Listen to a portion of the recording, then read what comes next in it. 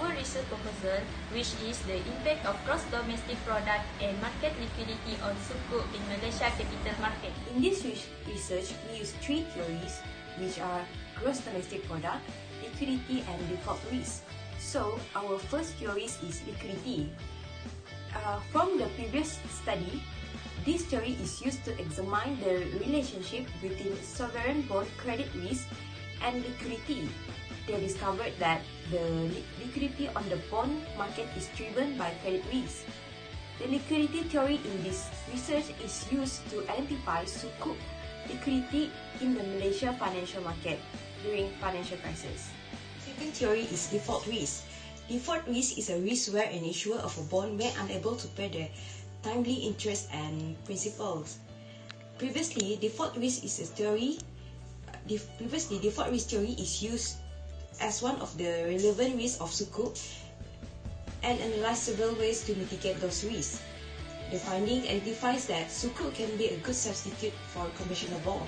The use of default risk theory in this research is to identify the default probability of Sukuk issued during financial crisis. So, our last theory is gross domestic product or GDP.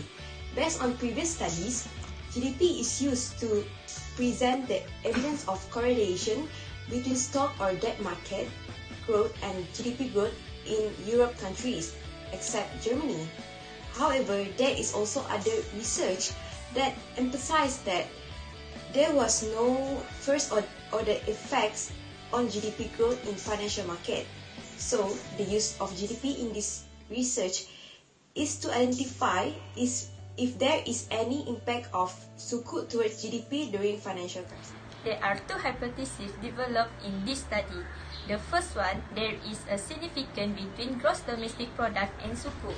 Based on previous finding, GDP per capita has a significant and positive equality with Sukuk market development among 10 countries from different regions. For Q 2008, he observed that the increase of bond and Sukuk issue can affect the growth of country GDP through the ISLM model. Secondly, there is significance between market liquidity and Sukuk. Any investor in financial market is concerned with the liquidity in Sukuk. To measure the liquidity of Sukuk, there is a measurement called latent liquidity approach.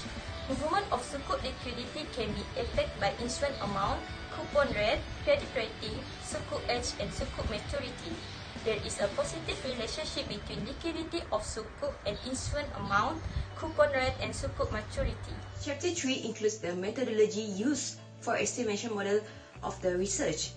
This research is conducted by collecting secondary data in order to analyze the relationship between independent and dependent variables.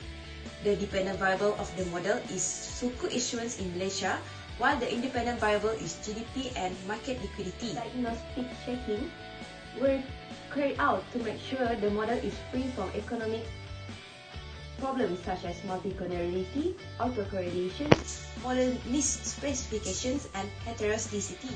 So, that's all from our group. Thank you.